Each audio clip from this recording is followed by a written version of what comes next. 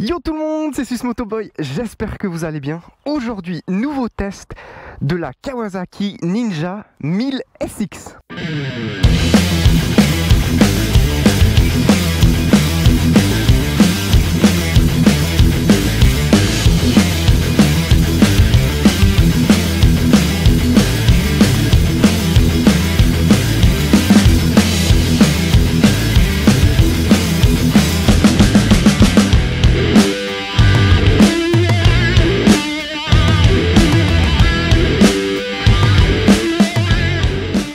Dans un premier temps, je voulais de nouveau, comme d'habitude, remercier Paul Mécanique pour le prêt de cette moto, pour me laisser le temps d'essayer ce magnifique bolide. N'hésitez pas à aller y faire un petit tour, toutes les informations seront en description de cette vidéo. Parlons maintenant un petit peu de cette moto. On a affaire à un 4 cylindres de 1043 cm3 qui développe 142 chevaux à 8000 tours minute. Étant donné que c'est une routière prévue pour faire des plus longues distances, elle est équipée d'un réservoir de 19 litres. Elle est également équipée d'une selle à 835 mm. 835 mm de confort. Voilà, non, la selle est vraiment molle et je me vois plus faire de longs kilomètres sur celle-ci que sur d'autres, tu vois ce que je veux dire. Et tout ça pour un poids total de 235 kg. Et ce beau véhicule, vous pouvez l'avoir pour 15 990 francs. C'est le prix d'entrée. Maintenant, effectivement, Kawasaki propose 3 packs, si on peut dire, avec cette moto-là. Alors, vous pouvez aussi faire après librement, mais il y a 3 packs qui sont proposés. Il y a le pack Tourer. Là, vous me permettrez vite de prendre mes notes parce que il y a beaucoup de choses.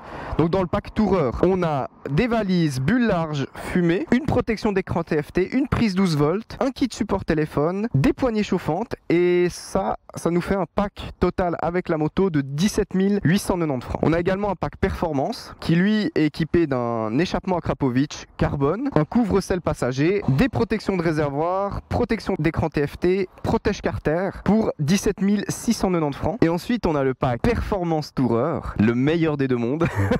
Lui en gros tu prends les deux packs, tu les réunis en un seul et tu rajoutes encore des patins de protection pour un prix de 19 590 francs. Donc voilà, ça c'était pour les petits détails.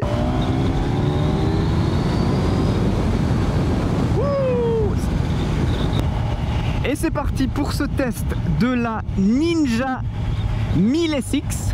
Une routière qui a un look sportif, donc caréné, avec un guidon qui remonte bien pour avoir une bonne position de conduite.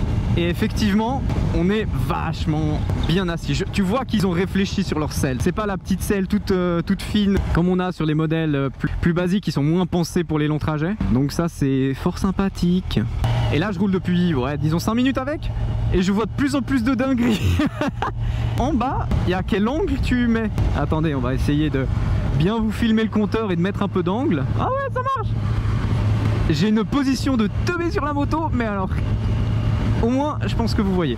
Donc c'est très stylé, un petit peu gadget et on adore. C'est peut-être un des trucs que je reproche souvent à Kawa, c'est qu'en termes d'options ils sont peut-être pas assez taquets. Mais là franchement déjà je vois qu'il y a les boutons pour un régulateur de vitesse, donc déjà c'est du génie. En même temps c'est une routière, tu vois, c'est une moto que tu prends aussi pour faire des kilomètres avec. Donc effectivement ça a tout son sens qu'il y ait un régulateur, mais voilà, il y en a un. Donc ça c'est cool. Ok, ah voilà, tu restes longtemps appuyé sur le bouton mode d'en haut et tu obtiens, maintenant on est en mode sport. Ok, et puis il y a quoi d'autre? Et puis ensuite si tu appuies rapidement, ah là c'est le truc de freinage, voilà comme je vous disais, regardez. Tu vois comme je freine, ok. Alors ça c'est sympathique. Mais alors j'ai vu que en appuyant rapidement dessus, oh ok, et là c'est pour les gaz, donc si j'accélère on voit que ça monte. Incroyable, c'est gadget de ouf mais ça fait plaisir. On n'a pas que besoin de le ressentir, on peut le voir. Ah mais en fait elle te donne mais des tonnes d'informations en fait, hein. C'est fou là. Si on reste longtemps appuyé, je pense qu'on redescend dans les modes. Voilà, road, rain, ok. Jusqu'à là c'est classique. Rider, ok. Après là aussi il y a toute une information je pense par rapport au centre de gravité, où il est sur la moto. C'est méga intéressant. T'as vraiment un tableau de bord qui te donne tonnes d'infos. C'est bien mis. Vous voyez là, alors je sais pas si vous le voyez bien, mais là il se dit on est dans le même groupe, tu vois. Moi aussi je roule en voyageuse, en routière de voyage. Bon, ensuite, qu'est-ce qu'on a d'autre? Bon, la jauge à essence, jusqu'à là aussi très sympa, mais on reconnaît les compteurs de base qu'on a, mais la partie de gauche, ça c'est la première fois que je la vois, c'est très très cool. Max Lean. Oh, ils te disent l'angle maximum. Bon, on n'est pas là pour battre des records. Oh, purée. Alors les suspensions font bien leur boulot. Bon, le premier coup était vachement violent, mais j'ose pas imaginer sur une autre moto. Comme concurrente directe dans sa propre gamme, enfin... Kawasaki a aussi la version H2 routière que j'adorerais tester aussi, ça doit être un kiff pas possible. Ici on a affaire à 142 chevaux, c'est déjà vachement bien en fait, pas vraiment besoin de plus, hein. On va pas se mentir, t'as un bon moteur qui va te faire plaisir et puis je suis très à l'aise sur cette moto. Effectivement elle a son petit point, hein. Là les 230 kg, tu rentres pas dans un virage comme avec une moto en dessous des 200, tu vois, tu dois commencer à te dire ok il faut que je prévoie bien ma trage. Malgré son poids je trouve qu'elle se met très bien dans l'angle, il n'y a pas besoin de mettre trop de force. Effectivement ce guidon qui est très large aussi aide beaucoup. Peut-être là le petit truc que j'ai remarqué c'est au niveau de la bulle. Je suis protégé au niveau du torse, ça je le sens pas trop. Mais tout ce qui est tête, t'inquiète les poteaux. Avec plaisir. Sûrement des anciens motards, tu vois. On se respecte, même s'il roule plus beaucoup. Vas-y l'ami. Ensuite je viens de voir qu'il y a un quick shifter, ça aussi.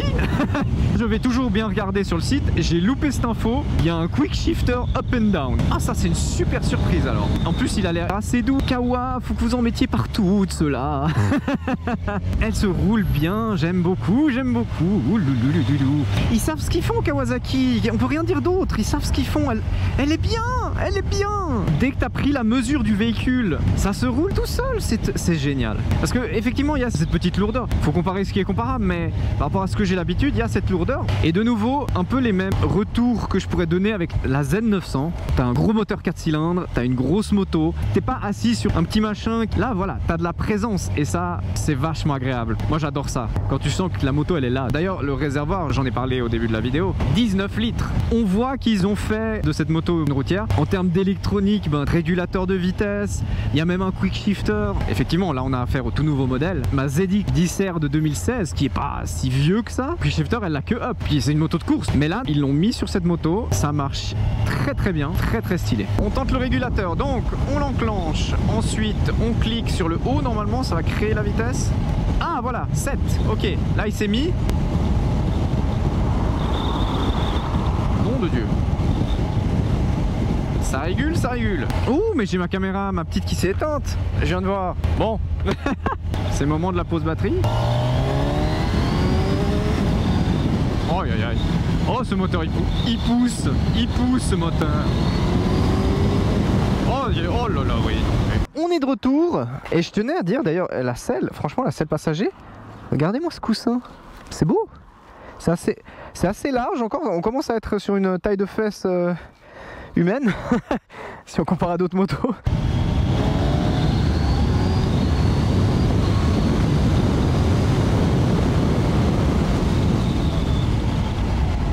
Oh putain. Ah ça freine bien.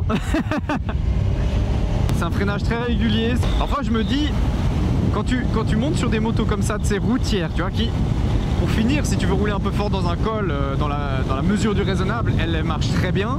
Elles ont des bons moteurs, t'es bien assis. T'as vraiment une moto presque complète parce que tu peux te faire plaisir dans un col avec. Tu peux tout aussi aller faire 400-500 bandes sans avoir trop de soucis. Parfois tu te dis qu'est-ce que je me fais chier avec des motos qui sont sportives, machin, Bon, voilà. Ça mérite d'en être débattu. Je vous laisserai dire ce que vous en pensez. Je suis en train de réfléchir si je peux lui faire un reproche. Parce qu'en dehors de la bulle, c'est vrai que ça pourrait être agréable d'avoir la tête qui est mieux protégée. Ouais, ça se change. Peut-être comme deuxième petit point, un peu sa lourdeur. C'est une grosse moto. Après, de nouveau, ça se roule très bien. Mais effectivement, je pense que dès le moment où tu te retrouves peut-être dans des situations, devoir peut-être la manipuler à l'arrêt ou des choses comme ça, bon va falloir sortir le biscotto et pousser quoi. Après, je dis qu'elle est lourde, mais de nouveau, moi je compare à quelque chose qui n'est pas comparable. Hein. Faut toujours mettre les choses au même niveau. Je crois que dans sa catégorie de moto un peu voyageuse et tout, elle est tout à fait bien, hein. La vraie bonne surprise à laquelle je m'attendais pas en fait, c'est le quick shifter. Ça je m'y attendais vraiment pas et c'est une bonne surprise parce que vraiment il m'a l'air vraiment bien. Pour le moteur, on a affaire à un 4 cylindres dans toute sa splendeur. Comme je disais, 142 chevaux, je crois, à 8000 tours minute. Donc ça vient quand même assez vite que tu as la puissance maximale. On se sent bien sur cette moto, c'est cool, c'est vraiment cool. T'as vraiment envie d'aller vers tes potes, dire allez les gars, venez on va se faire un petit 500-600 kills de route là aujourd'hui. Bam bam bam. Je suis chaud moi. Les autres en roadster, ouais, bof. Non, parce qu'en fait j'avais prévu un truc. Ouais. Non, c'est juste que t'as pas la moto pour. Non mais...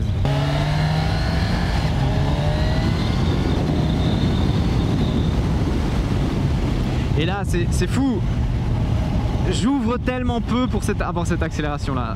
Je vais ouvrir 10% et ça accélère déjà comme ça, tu vois. J'aime beaucoup. La suite de cet essai que cette fois-ci j'ai décidé de faire sur 2 jours, histoire de me laisser un peu le temps parce que effectivement quand tu découvres en plein essai que tu as un quick shifter et que le jour même avant tu avais décidé d'aller lire sur le site, tu te dis j'ai loupé quelque chose. Donc effectivement j'avais loupé quelques infos. J'ai mal fait mon boulot. Cette moto elle est extrêmement bien équipée en termes d'électronique. Elle a une centrale inertielle sur je crois 6 axes. Elle va constamment analyser ce qui est en train de se passer afin d'être le plus safe possible. C'est très stylé parce que en fait elle va tous les différents systèmes électroniques qui sont là pour la sécurité qu'elle a embarqués, et ben elle va les faire travailler ensemble pour augmenter la sécurité. Il disait sur le site Kawasaki, elle analyse l'entrée, la sortie et aussi le virage en lui-même. Le but étant d'être le plus sécure possible. Toutes les petites données sur lesquelles je m'enjaillais hier quand j'ai commencé cet essai, où effectivement on voit toutes ces données, à quel point tu penches, etc. Tout est lié à toute cette électronique et bien entendu ils n'ont pas été cons. Vu qu'ils avaient déjà l'ordinateur de bord qui faisait tout ce travail, pourquoi ne pas l'afficher? Voilà. Ensuite, en termes d'auteur de selle, on est à 830 mm. Moi, je suis à 2 bonnes pointes des pieds de chaque côté. Voilà, il n'y a pas de souci. La selle est assez large. Alors, à raison, parce que c'est censé être confort. Maintenant, 1,70 m, aucun souci. Et cette moto-là, c'est un moteur qu'ils connaissent parce que c'est un moteur qu'ils font depuis très longtemps. Donc, c'est quelque chose de carré. On sait que les Japonais, ils aiment bien perfectionner quelque chose qu'ils ont créé sur des années, etc. Donc là vraiment le moteur est très agréable à conduire et contrairement à la Z1000 qui a 2 sorties d'échappement, sur cette moto ils se sont quand même dit on va regarder un petit peu sur le poids parce qu'effectivement 2 échappements ça rajoute obligatoirement du poids. Et bien sur celle-ci ils en ont mis qu'un seul. Alors il est monstrueusement grand mais il n'y en a qu'un seul.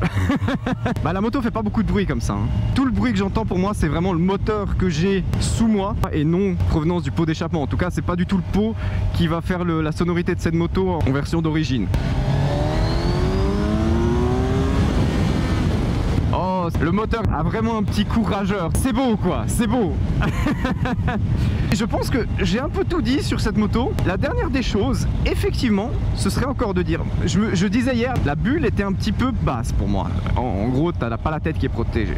En dehors de ça, franchement, les jambes sont bien protégés du vent, le corps en lui-même aussi, alors ça va dépendre de votre taille bien entendu, hein. Et franchement, plus je roule cette moto, plus je la kiffe et plus j'ai envie d'appeler des potes et dire venez les mecs, on va se faire un putain de tour quoi. On va se chercher le petit road trip bien sympathique, ce serait vraiment stylé, j'aurais très envie de l'essayer sur une longue durée, je pense que tu passes un super moment. On arrive au débrief final, c'est parti.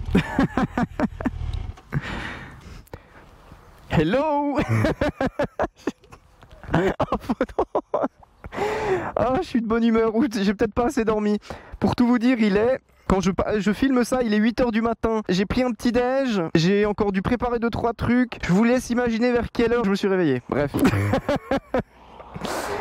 Cette moto est pour moi vachement cool, c'est à dire que plus je la roule, plus je l'apprécie. Elle a un très bon moteur qui marche très très bien. Kawasaki travaille depuis des années, pour dire c'est le moteur qui était utilisé sur la Z1000 aussi. Cette moto là elle existe depuis longtemps, hein. Il l'améliore chaque année, elle devient de mieux en mieux, mais disons que ça fait des années et des années qu'elle existe, hein. En tout cas depuis 2014 si ce n'est plus. Mais voilà, Kawasaki ils se disent pas bon bah voilà on la laisse de côté, on la vend juste. Chaque année s'ils peuvent ils cherchent à l'améliorer, et c'est vrai qu'on le remarque très très vite, parce que en fait ce qui est très très cool, c'est que maintenant sur cette version là on a pour moi presque tout ce qu'on a besoin, surtout si on cherche une moto qui va nous permettre de faire des kilomètres. Tu vas avoir des modes de conduite, tu vas avoir le régulateur de vitesse, le quick shifter, et ça c'est d'origine, c'est à dire que là je vous ai parlé en tout début de vidéo des quelques packs. Les packs c'est plus de la protection, de la bagagerie, le véhicule est peut-être un chouïa lourd, mais d'un autre côté ça se roule incroyablement bien, t'es très très vite à l'aise. Et effectivement le seul petit point qui peut être un petit peu je dirais négatif, c'est au niveau de la bulle. Effectivement la bulle de base on n'est pas super bien protégé, même si effectivement elle est réglable, hein. On peut la monter et la descendre un petit peu, on peut pas spécialement augmenter la protection. Si vous cherchez une bonne moto un peu typée sportive mais routière, qui va vous permettre autant de vous faire plaisir dans un col que de faire des plus longs trajets sans tout de suite être au bout de votre vie, et ben franchement c'est un très très bon modèle, surtout que comme je dis, toutes les options que moi je trouve importantes, elles sont là d'origine, et après le reste c'est du bonus, tu prends pas, c'est à toi de voir. Il y a même au niveau des suspensions arrière des réglages possibles manuellement, enfin voilà, vous pouvez vraiment avec déjà le modèle vraiment d'origine, sans pack, sans rien, faire déjà énormément de choses. Elle freine bien, elle a un bon moteur, non c'est vraiment une bonne moto, ça fonctionne quoi, c'est carré, c'est vraiment carré. J'en attendais pas énormément de cette moto, je me disais ça va simplement être une grosse routière sans plus, voilà, qui a un moteur qui marche bien et où tu es bien assis dessus, c'est le cas. Mais en fait pour ce modèle là, Kawasaki ils ont mis aussi l'électronique dedans, et donc on se retrouve avec quelque chose de vraiment bien fini. Je dois avouer, je pense que au moment où je vais la ramener chez Paul Mécanique, je pense que j'aurai une petite larme quand je devrais remonter sur ma 300 cm3. Ça piquera un petit peu, ça pique à chaque fois, mais alors sur celle-là, ça va vraiment piquer, parce que là, on a vraiment à faire un truc qui est top de chez top. Enfin voilà, je pense que je l'ai assez encensé. Moi, avant de terminer cette vidéo, je voulais encore une fois remercier Paul Mécanique pour le prêt de cette moto. Tous les liens sont en commentaire, allez y faire un tour, c'est vraiment une équipe au top. Pour terminer en beauté, on va quand même encore s'écouter un petit vite fait le moteur.